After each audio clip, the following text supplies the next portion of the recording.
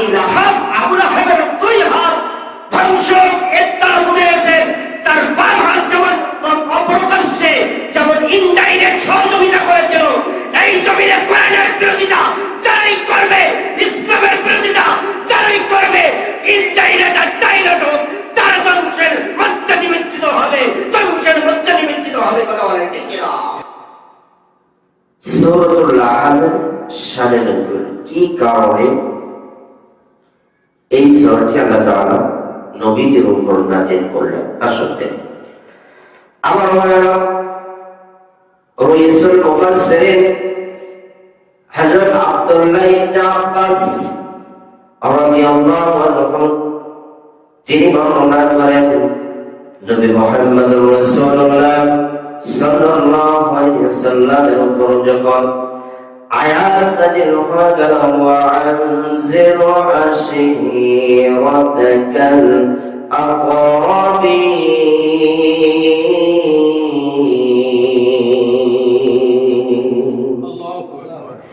আল্লাহ তাআলা যখন এই আয়াতটি নাযিল করলেন, নবীকে জানিয়ে দিলেন, ও নবী, আর গোপনে গোপনে ইসলাম প্রচার করলে চলবে না, কোরআনের দাওয়াত আর গোপনে গোপনে নাও। এখন থেকে প্রকাশ্যে দাওয়াত দিতে হবে, কোরআনের ইসলামের প্রকাশ্যে দাওয়াত দিতে হবে। যাও, বেরিয়ে হয়ে পড়ো। নিকট আত্মীয়, পাড়া প্রতিবেশী, ভাই বোন যাকেই পাবে তার কাছে এই কোরআনের দাওয়াত, ইসলামের দাওয়াত, কালিমার দাওয়াত পৌঁছে দিবে। যাও, যাতে মুহাম্মদুর রাসূলুল্লাহ সাল্লাল্লাহু আলাইহি ওয়াসাল্লামের উপর যখন আয়াতটি নাযিল হয়, আল্লাহ তাআলার নির্দেশ যখন প্রকাশ্যে কালিমার দাওয়াতের নির্দেশ যখন পেয়ে গেলেন, নবী মুহাম্মদুর রাসূলুল্লাহ সাল্লাল্লাহু আলাইহি ওয়াসাল্লাম বের হয়ে পড়লেন। সাফা পাহাড়ের চূড়ায় উঠলেন।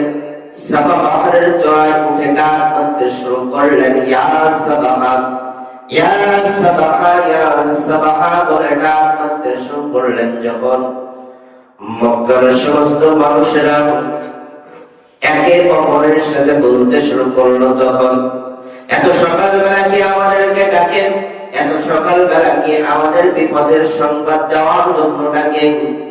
এভাবে একজন আরেকজনের সাথে বলতে বলতে বলতে বলতে তারা ওই সাফা পাহাড়ের চূড়ায়, সাফা পাহাড়ের পদদেশে চলে গেল।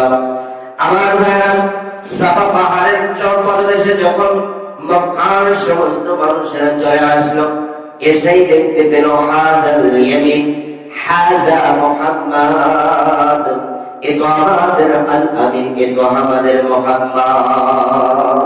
সুবহানাল্লাহ। নবী মুহাম্মদ রাসূলুল্লাহ সাল্লাল্লাহু আলাইহি ওয়াসাল্লামকে যখন তারা দেখলেন, তারা খুশি হয়ে গেলেন।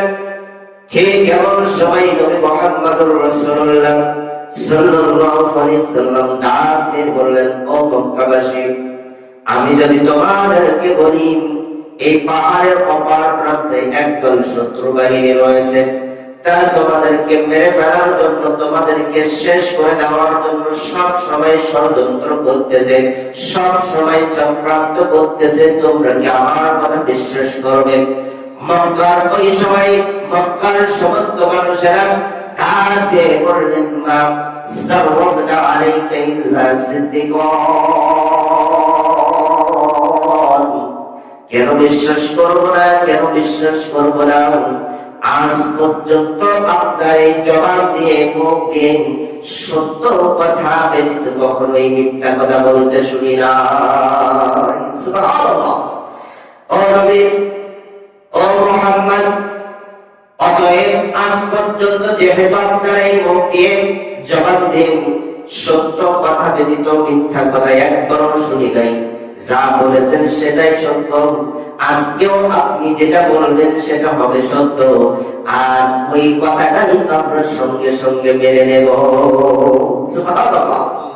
আমার ভাইরা, নবীজি যখন এমন আশ্বাস পেলেন, মক্কার মানুষদের কাছ থেকে এমন আশ্বাস যখন পেলেন, সঙ্গে সঙ্গে মুস্কি একটা হাসি মেলেন, আনন্দ আত্মহারা হয়ে নবীজি ডাক দিয়ে বললেন, ও মক্কাবাসী, যদি তাই হয়ে যায়, যদি তাই হয়ে থাকে, তাহলে তোমরা শোনো, ফাইন্নী নাযীরুন লাকুম বাইনা ইয়াদাই আযাবিন শাদীদ, আমি তোমাদেরকে ওই কঠিন কিয়ামতের আযাব থেকে বাঁচাইতে চাই, আমি তোমাদেরকে ওই কঠিন কবরের আযাব থেকে বাঁচাইতে চাই, জাহান্নামের আযাব থেকে বাঁচাইতে চাই। তোমরা যদি জাহান্নামের আযাব থেকে বাঁচতে চাও, কিয়ামতের আযাব থেকে বাঁচতে চাও, কবরের আযাব থেকে বাঁচতে চাও, তাহলে তোমরা সবাই আমার সাথে একত্রিত করে নাও, লা ইলাহা ইল্লাল্লাহু মুহাম্মাদুর রাসূলুল্লাহ সাল্লাল্লাহু আলাইহি ওয়াসাল্লাম। নবীজি যখন পরমাশ্রয় দাওয়াত দিলেন, ইসলামের কালিমার দাওয়াত, লা ইলাহা ইল্লাল্লাহর দাওয়াত যখন দিলেন, ওই জায়গায় ওই মজলিসে নবীদের আপন চাচা আবু লাহাব উপস্থিত ছিল। আবু লাহাব মনে মনে চিন্তা করলো, ভাতিজা এতদিন যা করেছে ভালো করেছে, এখন থেকে আমার জিয়ার নিয়ে গদি নিয়ে টানাটানি করে, অতএব যেভাবেই হোক ভাতিজা মুহাম্মদকে আটকানো দরকার, যেভাবেই হোক মুহাম্মদকে এই দাওয়াত টিকাবদ্ধ করা দরকার। কি করা যায়? আবু লাহাব মাথাটা নিচু করলেন, মাথাটা নিচু করার সঙ্গে সঙ্গে জমিন থেকে একটা পাথর তুললেন, পাথর তুলে মুহাম্মদুর রাসূলুল্লাহ সাল্লাল্লাহু আলাইহি ওয়াসাল্লাম ওই যে সাফা পাহাড়ের চূড়ায় ছিল, ওই মুহাম্মদুর রাসূলুল্লাহ সাল্লাল্লাহু আলাইহি ওয়াসাল্লামকে লক্ষ্য করে এই পাথরটা মুহাম্মদের দিকে ছুঁড়ে মারলেন, আর ডাকে বললেন, তাফাল্লাকা সাইরুল ইয়াউম, ও মুহাম্মদ তুমি ধ্বংস হয়ে যাও, তুমি নিহত হয়ে যাও। আলিহাযা জামাআতানা, যদি তুমি আমাদেরকে এজন্য এখানে একত্রিত করে থাকো, তাহলে তুমি নিহত হয়ে যাও, তুমি ধ্বংস হয়ে যাও। আমার ভাইরা এই কথা, আমার ভাইরা এবার আসেন সূরাতুল লাহাবের আয়াতের ব্যাখ্যার মধ্যে আমরা ঢুকি। সূরাতুল লাহাবের আয়াতের অর্থের মধ্যে ঢুকি। যারা আমার সাথে পারেন সবাই জবান ছেড়ে আমার সাথে বলবেন, আউযু বিল্লাহি মিনাশ শাইতানির রাজীম। বিতাড়িত শয়তানের ওয়াসওয়াসা থেকে আল্লাহ তাআলার কাছে পানা হচ্ছে। বিসমিল্লাহির রাহমানির রাহিম। পরম করুণাময় আল্লাহ তাআলার নামে শুরু করেছে।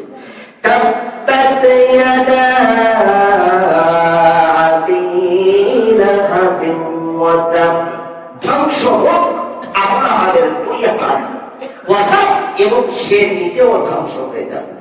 আল্লাহু আকবার, জোরে বলেন। এখন প্রশ্ন, আবু লাহাব মুহাম্মদুর রাসূলুল্লাহ সাল্লাল্লাহু আলাইহি ওয়াসাল্লামকে পাথর নিক্ষেপ করেছিলেন কয় হাত দিয়ে? কথা বলেন। আমরা যে একটা যে কোনো ইট বা পাথর বা খড় বা ডেলা যদি নিক্ষেপ করি, দুই হাতে পারি না এক হাতে পারি? হ্যাঁ। এবার আবু লাহাব নবীকে মেরেছিলেন এক হাতে। কয় হাতে?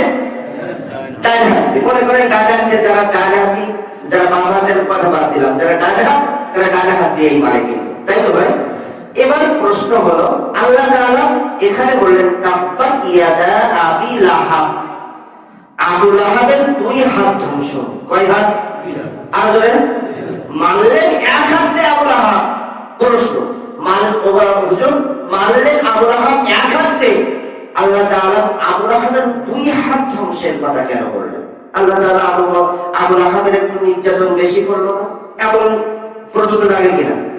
যে এক হাতে মারলেন, দুই হাত ধ্বংসের কথা কেন বললেন? আমার ভাই, এবার এর ব্যাখ্যা আছে। সমস্ত মুফাসসিরগণ বলেছেন যে আপনি একটা পাথর বা ডেলা বা ইট আপনি হাতে নিলাম, এই পাথরটা আমি ডান হাত দিয়ে মারবো, বাম হাতটা সামনে নিলাম, এভাবে যদি আমি মারি, তাহলে এই পাথরের জোরটা, এই ইটের জোরটা যত দূর যাবে বা যত গতিতে যাবে, যদি বাম হাতটা সামনে নিয়ে ডান হাতটা পিছনে নিয়ে কষে এইভাবে যদি মারি, তাহলে কোনটা বেশি চলে যাবে? কথা বলেন। এইভাবে ডান হাত বাম হাত সামনে, বাম হাত ডান হাত পিছনে নিয়ে এইভাবে যদি মারা হয়, এইটা গতিটা কিন্তু পিছিয়ে যাবে। তাই তো? তাহলে বোঝা গেল ডান হাত প্রকাশ্য ভাবে শত্রুতা করলো, আর বাম হাত ইনডাইরেক্ট মানে গোপনে গোপনে শত্রুতা করলো। কথা বলেন আমার ভাইরা। তাহলে বোঝা গেল আল্লাহ তাআলা তাব্বাত ইয়াদা আবি লাহাব, আবু লাহাবের দুই হাত ধ্বংস এর তার মধ্যে রয়েছে।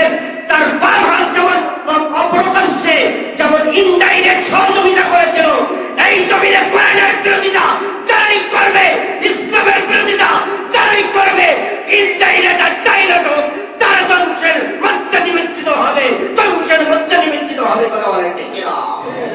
ডাইরেক্ট হোক আর ইনডাইরেক্ট হোক, যারাই কোরআনের পাখিদেরকে, কোরআন ওয়ালাদেরকে, কোরআনের দুশমন যারা তারা কোরআনের পাখিদের উপর নির্যাতন নিপীড়ন করবে, মিথ্যা মামলা দিয়ে ডাইরেক্ট হোক আর ইনডাইরেক্ট হোক সহযোগিতা করবে চার দেয়ালের মধ্যে পড়ার জন্য, তারাও আবু লাহাব যেমন ধ্বংস হয়েছিল তারাও ধ্বংস হয়ে যাবে। কথা বল। তাহলে বোঝা গেল তার দুই হাত ধ্বংসের বিষয়। এরপরে বললেন ওয়াদা সে নিজেও ধ্বংস হোক, অর্থাৎ সে তার পুরো দেহটা যেন ধ্বংস হয়ে যায়। এর ব্যাখ্যা হলো নবী মুহাম্মদ রাসূলুল্লাহ সাল্লাল্লাহু আলাইহি সাল্লাম যখনই কোরআনের দাওয়াত দিয়েছেন তখনই তার আপন চাচা আবু লাহাব নির্যাতন নিপীড়ন করেছেন। কেমন নির্যাতন করেছেন? নবী মুহাম্মদ রাসূলুল্লাহ সাল্লাল্লাহু আলাইহি সাল্লাম যখন নামাজে দাঁড়াতেন, ঠিক এমন সময় পিছন দিক থেকে নবীজির আপন চাচা আবু লাহাব এসে নবীজিকে মেরে ফেলার জন্য, নবীজিকে শেষ করে দেওয়ার জন্য আমার ভাইরা ঠিক এমন সময় পিছন দিক থেকে এসে নবী মুহাম্মদ রাসূলুল্লাহ সাল্লাল্লাহু আলাইহি সাল্লামের পিঠের উপর পচা দাড়ি মুড়ি চাপিয়ে দিতেন। নবীজির পিঠের উপর যখন পচা দাড়ি মুড়ি চাপিয়ে দিতেন, নবীজি সাজদা থেকে উঠতে পারতেন না। তখন নবীজির এই দৃশ্য যখন দেখতেন, আবু লাহাব দেয়ালের পাশ থেকে যখন দেখতেন, নবীজির আপন চাচা আবু লাহাব যখন দেখতেন, ফিক ফিক খিলখিল খিলখিল করে হাসতো। এই দৃশ্য যখন নবীজির মেয়ে ফাতিমা রাদিয়াল্লাহু আনহা যখন দেখতে পেলেন, নবীজির মেয়ে দৌড়ে এসে তার পিতার পিঠের উপর থেকে, নবীজির পিঠের উপর থেকে ওই পচা দাড়ি মুড়িটা সরিয়ে দিলেন। যখন নবী মুহাম্মদুর রাসূলুল্লাহ সাল্লাল্লাহু আলাইহি সাল্লাম সিজদা থেকে মাথা উত্তোলন করলেন, তখন সুবহানাল্লাহ, অর্থাৎ বোঝা গেল নবী মুহাম্মদুর রাসূলুল্লাহ সাল্লাল্লাহু আলাইহি সাল্লামকে মেরে ফেলার জন্য বিভিন্ন ভাবে চক্রান্ত করেছিল আবু লাহাব। তাকে এই উটের পচা দাড়ি মুড়ি চাপিয়ে উপর চাপিয়ে তাকে মেরে ফেলতে চেয়েছিল। আমরাও দেখেছি এই বাংলার বুকে কোরআনের কথাগুলো যারা বলতো তাদেরকে মিথ্যা মামলা দিয়ে, ঘাড়ের উপর মিথ্যা মামলা চাপিয়ে চার দেওয়ালের মধ্যে বন্দী করতো স্বৈরাচারের বাইরেরা। কথা বলে ঠিক কিনা? এই কাজগুলো যারাই করে গিয়েছে, এরাই হলো ডিএনএ টেস্ট করলে বোঝা যাবে আবু লাহাব, আবু জেহেল, উত্তরসূরিবার মুগিরার উত্তরসূরি ছাড়া আর কিছু নয়। কথা বলে ঠিক কিনা? আরো একটা প্রমাণ, সেটা হলো নবী মুহাম্মদুর রাসূলুল্লাহ সাল্লাল্লাহু আলাইহি সাল্লাম যখনই মানুষদের কাছে গিয়ে বলতেন, ইয়া আইয়ুহান নাস কুলু লা ইলাহা ইল্লাল্লাহ তুফলিহুন, তোমরা পড়ে নাও, ও মানুষ সকল তোমরা পড়ে নাও লা ইলাহা ইল্লাল্লাহ, তাহলে তোমরা সফল কাম হয়ে যাবে।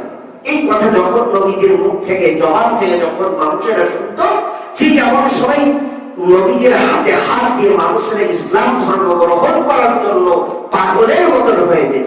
ঠিক এমন সময় নবীজির ওই যে আপন চাচা আবু লাহাব পিছন দিক থেকে এসে বলতেন, ইয়া আইয়ুহান নাস লা তুতিউহু ফাইন্নাহু লাহু সাইবুন কাযাব। বলি নাউযুবিল্লাহ। নবীজির চাচা এসে বলতেন, লা তুতিউহু ফাইন্নাহু সাইবুন কাযাব। ও মানুষ সকল তোমরা শোনো, তোমরা শোনো, মুহাম্মাদের কথা শোনো না, মুহাম্মাদের কথা শোনো না, কারণ মুহাম্মদ হলো আমাদের ধর্মত্যাগী একজন মানুষ, সে হলো একজন মিথ্যাবাদী। নাউযুবিল্লাহ বলেন আমার ভাইরা। এভাবে মিথ্যাবাদী দোষারোপ নবীজিকে তারা করেছিল, নবীজিকে বিভিন্ন ভাবে চক্রান্ত করেছিল মেরে ফেলার জন্য। আমার ভাইরা, যারা আজকেও যুগেও আমরা দেখতে পাই স্বৈরাচার বাহিনীরাও বিভিন্ন ভাবে মানুষদেরকে নির্যাতন নিপীড়ন করার জন্য বিভিন্ন তকমা লাগাতো, শুধুমাত্র একটাই পাওয়ার তাদের ছিল সেটি হলো ক্ষমতার চেয়ারম্যান পাওয়া। আমার ভাইরা, এই পাওয়ার আবু লাহাব আবু জেহেল চেয়ারের লোভে মানুষদের উপর নির্যাতন, কোরআন ওয়ালাদের উপর নির্যাতন করত, নবীজির উপর নির্যাতন করত। আমার ভাইরা, তাহলে এক নম্বর আয়াতের ব্যাখ্যা পেলাম, তাব্বাত ইয়াদা আবি লাহাবিন ওয়া তাব। আল্লাহ তাআলা বললেন ধ্বংস হোক আবু লাহাবের দুই হাত, এবং তার নিজেও যেন, তার নিজের শরীরটা, পুরো শরীরটা যেন ধ্বংসের মধ্যে নিমজ্জিত হয়ে যায়। বলে আল্লাহু আকবার। কেমন ধ্বংস হয়েছিল, আর এর পরের যে চারটা আয়াত রয়েছে, আল্লাহ তাআলা যদি কবুল করে ইনশাআল্লাহ আগামী জুমায় বলবো।